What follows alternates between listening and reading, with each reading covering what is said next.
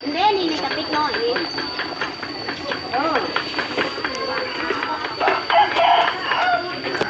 มาพี่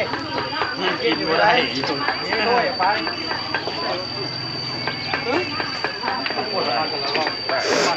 สบายดียามเช้าพี่น้องจ้า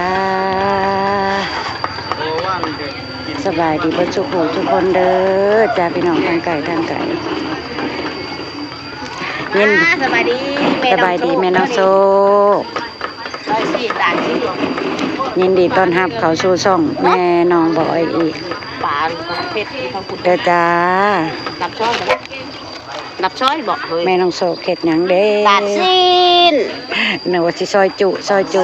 ดาดซีนถามคนในบ้านงานนี้เพิ่นบอกกินซอยจุกันแล้วพี่น้องเพิ่นมีข่าวว่าดาดซีนเนื้อ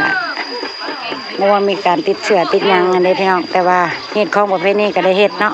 ก็เฮ็ดแต่แนวสุกๆเอาพี่น้องจ้าเฮ็ดแนวสุกจ้ะนี่และนี่เด้นี่แม่น้องบอยก็มาซอยเฮ็ดแต่งอยู่แต่งกินน้ำเพิ่นนี่เด้อแต่เช้าๆพี่น้องไปงุ้มใส่แล้วก็แกงวันนะต้องให้แม่น้องบอยฮับผิดชอบหม้อต้มพี่น้องเอ้ยพดรวยคนบ่กินเนื้อก็สิเฮ็ดปลาให้กินเพิ่นว่าผูกแขนน้อยพี่น้องจ้าผูกแขนน้อยหลานสาวเฮ็ดน้อยๆพอเป็นพิธีนั่นล่ะจ้ะทางผู้เฒ่าเพิ่นก็กำลังเตรียมตั้งผ้าขวัญพี่น้องป้างามเด้อผ้าขวัญงามเด้องามพี่น้องเนี่ยที่แม่น้องบอยมาสอเพิ่นเมื่อวานเนี่ยนะเฮ็ดบ่เป็นแต่มานั่งสองามแท้ผ้าขวัญอันเดียวเพราะว่าผูกแขนผูกแขนสิ้นห้างพี่น้องบ่แม่นผูกแขนแต่งงานป้าบัวกะมีคนถามมาว่าสิ้นห่างแปลว่าหยังจักป้าบัวสิแปลว่าอะไรพี่น้องเอ้ยป้าบัวกับป้าผัวป้าบัวก็บอกได้ครับนี่คือเพิ่นป้าผัวอะไรกับทั้งนั้นพ่อทั้งแม่ผู้หญิงนะเพิ่นก็ผูกแขนให้ลูกสาวเพิ่นน่ะนะพี่น้องล่างช่วยประมาณนี้นะพี่น้องจ๋าเนี่ยเพิ่นกำลังตั้งตะกอนพี่น้องเดี๋ยวจะติดตามกันไปเรื่อยๆนะพี่น้องจ๋าน้องหนูสวัสดีค่ะ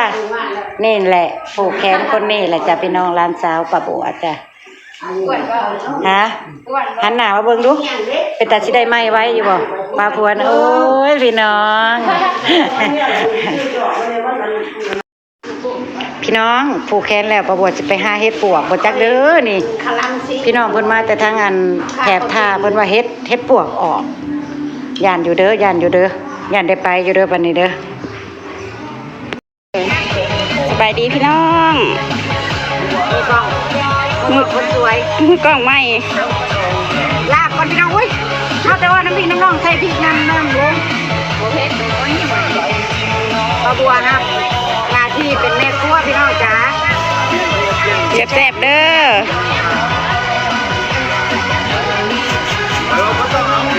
ลาบพี่น้อง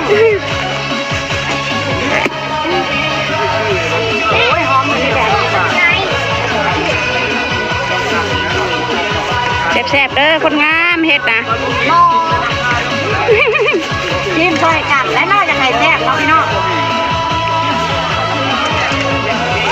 มีการมีงานอยู่ประมาณนี้แหละครับผมอยู่ในครัวจ้าบริชั่วโมงนึงหอมก่อนโอ้ยบวงผลจองผลกระได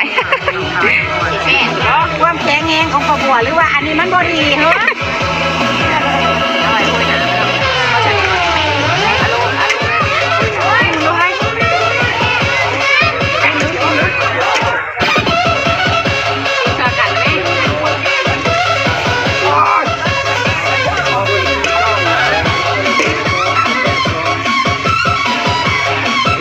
ชี้มึงแน่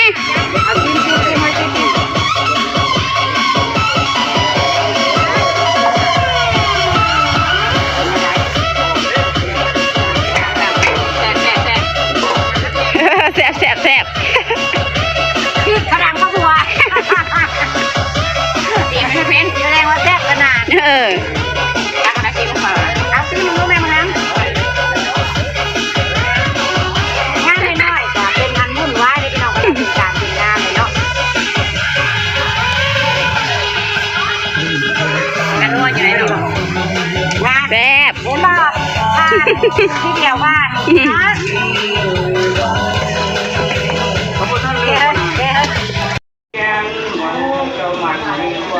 กำลังสกุแคนกันพี่น้องเพิ่นกับบอกพี่บอกน้องมาประมาณซ้ำนี่แล้วจ้ะเอาแต่เท่าแต่แก่เนี่ยสนิทอีหลีมาผูกแขนบอกคืองานกินดองมาพี่น้องงานกินดองพอดีบอกแบบคนร้ายน่ะญาติพี่น้องเพื่อนฝูงอย่างนั้นนี่เด้แต่ว่ากินสินห้างหรือว่าป้าพวนก็สิบอกเอาแต่พี่น้องสนิททั้งพ่อแล้วก็ฝ่ายทั้งแม่จำนี่แล้วก็พ่อพี่น้องจ้ะคือผูกแขนล้างซวยประมาณนี้แม่ใหญ่เพิ่นว่าตามแม่ใหญ่เพิ่นว่าวันที่สี่พระโสภิจิโนอุตตมังคราสุไปรัตนาอาจารย์ผู้ตลาดล้านนางอาจเทียมห้องคุ้มฟันขุนฟันขึ้นสมอเจ้าภาษาขุนฟันขึ้นสมอชาสีจันให้จอมท่านลูกแก้วใจพันแถวโศกนาการ หลังจากปลูกแกนให้ร้านสาวแล้วค่ะป้าบัวก็จะมานั่งกินข้าวนี่แหละพี่น้องอาหารกินป้าบัวอาหารที่เพิ่นเลี้ยงในงานนะพี่น้องกินกันแบบบ้านๆเลยจ้ะบ่ไม่โตไม่ตังหรอกนั่งกินกับพื้นเลยโอซาดกินนี่ละแซ่บเนาะพี่น้องจ้ะกินกับอันคนสวยสบายดีโอ้ยคือบ้าประชายขึ้นหน้าคนสวยประดำคือลืออยู่กล้องนี่ก็ได้มันบ่มาคนสวยมากดกี่ไร่คือป้าบัวนี่บ่หยอกแซ่บบ่สิมือป้าบัวนะแซ่บมีการมีงานกันสิประมาณนี้แหละป้าบัวมุกมุนอยู่แต่น้ำครัวเลยพี่น้องเอ้ยป้าบัวมาเฮ็ดกินป้าบัวมาเฮ็ดอาหารมาพี่น้องมากินข้าวเช้าน้ำป้าบัวเด้อมาแล้วกันแล้วงานกันกินข้าวแล้วก็แยกง่ายกันเลยพี่น้องไปหาเฮ็ดบ่ไปหาเฮ็ดปวกไปบ่เขาจะว่าเฮ็ดปวกอยู่หอยแดงเฮ็ดปวกอยู่หอยแดงไปบ่ไปรอบ่ายบ่เฮ้ยบ่อีหลีไปเนาะนี่ป้าบัวสิได้มู่ไปหาเฮ็ดเลยพี่น้อง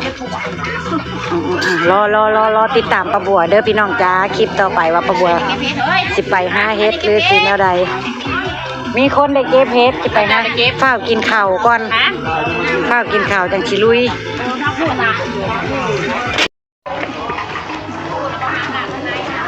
งานเพิ่นก็สิมีประมาณนี้แหละพี่น้องอ้อยๆเฮ็ดพอเป็นฮีตของประเพณีกันในบ้านจ้ะพี่น้องแขกเรือเพิ่นก็สิมีซ้ำนี่ล่ะมีแต่ญาติพี่น้องกันเองปลูกแขนแล้วเพิ่นก็ย่อแขกย่อคนแล้วก็ถือว่าเป็นการจบพิธีพี่น้องจ้าโดยสำหรับคลิปเช้านี้ป้าบัวก็สิเก็บภาพบรรยากาศไว้สำนี้ก็ได้จ้ะพี่น้องจ้าฝากขอบคุณพี่น้องทุกคนที่เข้ามาเบิ่งมาชมคลิปของแม่น้องบอยเด้อจ้าเด้อเข้ามาให้กำลังใจแม่น้องบอยขอบคุณหลายๆขอให้พี่ให้น้องทุกคนจงมีความสุขความเจริญหายเจ็บหายจนสุขภาพแข็งแรงร่ำรวยเฮ็ดหยังทำหยังกิจการการงานก็ขอให้เจริญรุ่งเรืองเด้อพี่น้องจ้าสบายดีเด้อจ้าพี่น้อง